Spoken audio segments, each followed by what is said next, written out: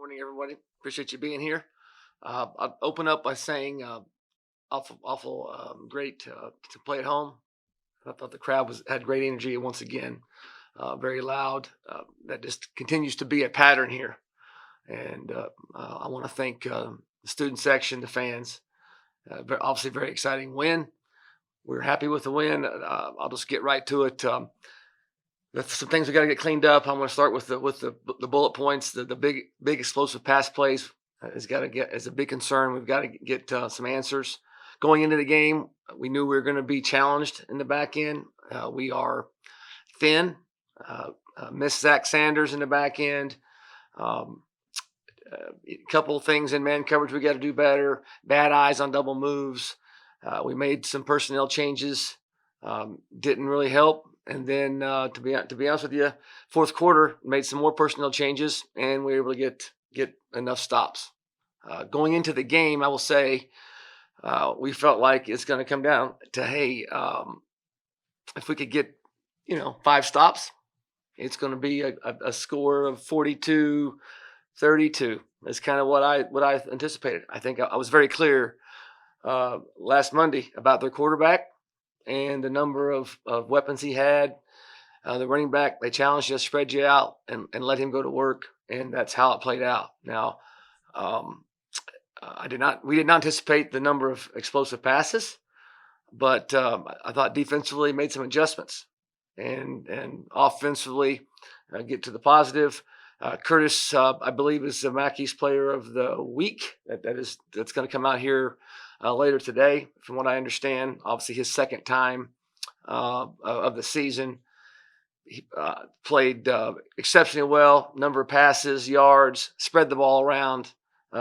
Nolan come in and did a outstanding job. He caught 7 or 8 balls.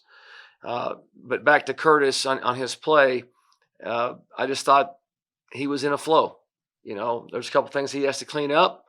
I thought he should have slid a couple times on a couple of those scrambles. But all in all, his performance was certainly warranted with the honor this week. Couple comments on Kent. We're super excited about conference play.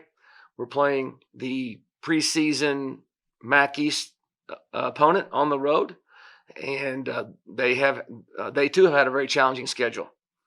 As you guys, I'm sure, have looked at that. I'll start with their defense. A very experienced bunch.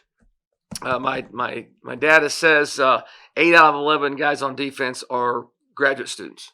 All 11 have at least 3 college seasons under their belt. They got something like 12 transfers in their 2 deep. Very experienced group. Number 7, their safety. If my data is correct, I'm pretty sure it is. He missed last year, started in the A&M game, was injured, and then has got this season. He's been playing since 2016. He'd be like a year older than Julian Ross in terms of Ohio Bobcats. So again, my point is a very experienced group on defense. They're going to be the best MAC defense I've probably seen in my time. Close to Western Michigan, maybe in 16, but they're very, very talented on the defensive side. Reports out of Georgia, you talk to coaches. Georgia thought that Kent State's defense was the best they've seen up to date. And you can quote me on that. So it'll be a huge challenge offensively. And then Kent's offense they're very similar to Fordham. Spread you out. Great tempo. The receiver, tremendous weapon. They're breaking in a quarterback, but he's been in the system. He is a dual threat guy. They're different in Fordham in the fact that they use the quarterback in the run game, which puts more pressure on the defense. So that'll be another pressure point for our guys on defense as far as accounting for the quarterback when they can. Okay, we're opening up for questions. Please introduce yourself before you ask. Aiden Crowley, WAB. Coach, you mentioned the experience from Cat on the defensive side of the ball. What challenges does that present as you game plan? And then how do you foresee you guys kind of responding, especially after such an explosive game? Yeah. First part of that question, defensively, it's going to be about some matchups. we're going to have to do the best we can to be balanced.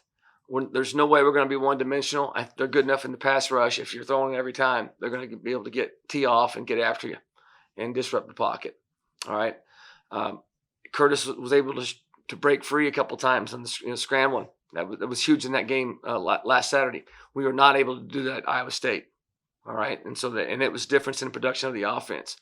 But back to the balance portion of it to keep Kent not from packing the box or games and getting after the quarterback. I think the second part of the question, I would say getting the ball in our best athletes, just where we are right now at the running back spot, and it's day to day on so many guys, which I'm sure someone will ask me here in a minute, but just making sure we're getting the ball to the right guys that can give us our best chance to make explosives. Eric Decker with the Athens Messenger. Coach, you kind of already touched on it a little bit, but what specifically did Kent do so well this past weekend to kind of keep it a competitive game with Georgia? I can't speak for Coach Lewis. He does a great job. Just my opinion, all right, which is facts and experience. That's what an opinion is, right? And so the facts, the score is the score. Kent came out offensively, I know, and was going slow in the game, and that's something Kent doesn't do. All right, Georgia has 3 turnovers in the first half. They scored early on an explosive reverse to a really good tight end, number 19, who I think had 3 touchdowns in the game. And then Kent got it. It was 12-10 almost to halftime, I believe. Georgia had the lead, and then Kent started doing what Kent does, and it was a competitive ball game for 4 quarters. That's a tribute to obviously Coach Lewis and his staff, but their program, having those guys believing. They've got a very experienced group. I didn't say how many experienced guys they got on offense, but they got 3 juniors and 2 seniors up front, and that I didn't talk about the receiver. Just repeating what Coach Lewis said, talking about Georgia. He had a comment about they're like superheroes or out of this world athletes, and his guys went toe to toe with him and played him better than anybody has. It's going to be a tremendous challenge, but we're MAC East play, and we're excited about it. Coach, how exciting is it for your guys and yourself to get that challenge in the first week of MAC play against the preseason favorites coming in, and how excited are you with the opportunity? Yeah, I think as a staff, we've challenged our guys all of August to be peaking at this time. Knowing that the first 4 games are going to be difficult, and we didn't win them all. That's our goal.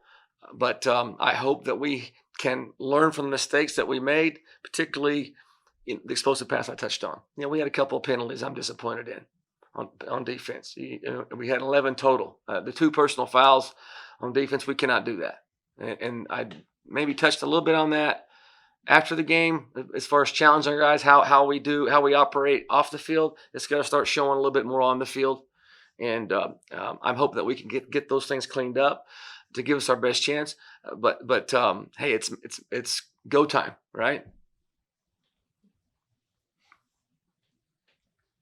One thing you mentioned after the game was kind of the success of the adjustments, specifically I think it was Torrey Cox moving towards the back of the secondary later in the game. Is that something you're going to want to keep this week or move back to what you guys been doing before? Yeah, for 3 straight weeks, I've and really you could go to the FAU game. He played well too. He's just really, really playing well. Okay.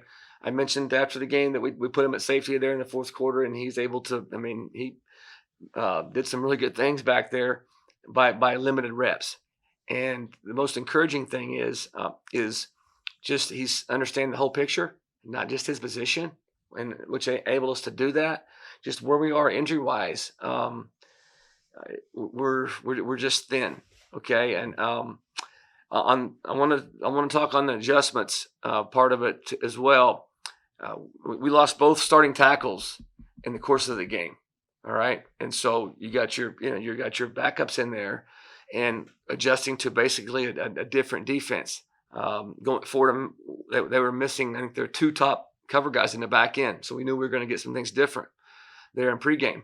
But when you lose your 2 starting tackles, they got the majority of the reps. So we're making adjustments to what we're seeing with our backups. That's a tip my hat to Coach Rudolph and guys on offense for us to keep pressure on their offense to score every time, which I think, a couple of those passes in the fourth quarter that fell incomplete were huge in the game, and I think that because they just felt like, we're throwing it here because if we don't, we can't stop them. And that's a great example of keeping pressure on their offense. And it played out in our favor. I know it's a long answer, but there's a lot of facts in there that contribute to us moving forward and us prevailing this last game. Coach, you've mentioned kind of the injury bug a little bit throughout with those physical games. Obviously, the running back room is one of the biggest things people are looking at. Just give an update, I guess. Yeah. The running back room in particular, we have about, I have it down. We have 6 starters in Julian, Parker, Navarro, and Jake Netherton. So you get 9 on offense. If you count those 3, count those 3 guys as starters, which would technically would not be, that'd be 9. But you got 6 starters that are going to be day to day. They will not none of those guys will practice today, and we're going to see where they are tomorrow. We had to adjust things last week. We only went in pads one day because of the first 3. We're going to be faced with that as a staff and have to, have a 30-minute meeting on what's best because who can practice and who can learn the game plan. The running back in particular, I anticipate CA being back, but I just don't know. He will not practice today, but he's supposed to Tuesday. That's just on offense. Then defensively, 3 starters probably will not go today, and they're all on the back end.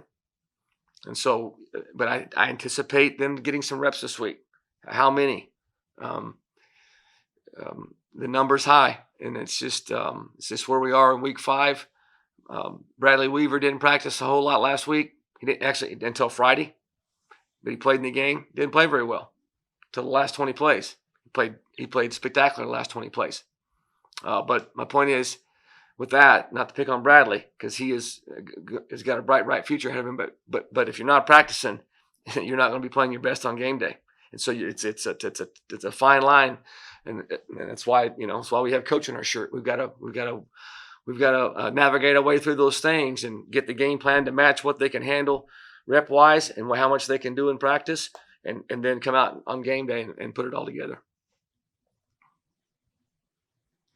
Coach, we've seen in the last 2 years, particularly this year, a lot of FCS upsets and a lot of non-Power 5 schools going in upset, Power 5 schools. What do you think that says about the level of talent across the country in college football and the development of college football as a whole? I think it makes the game more exciting. That's the short version of it. Without watching the game tape, did so and so just play so poorly, or how the ball bounced? There's some really really interesting scores just to your comment, and I think it makes the game exciting. And you better come with your best game every Saturday, or Tuesday, or Wednesday, in November for us.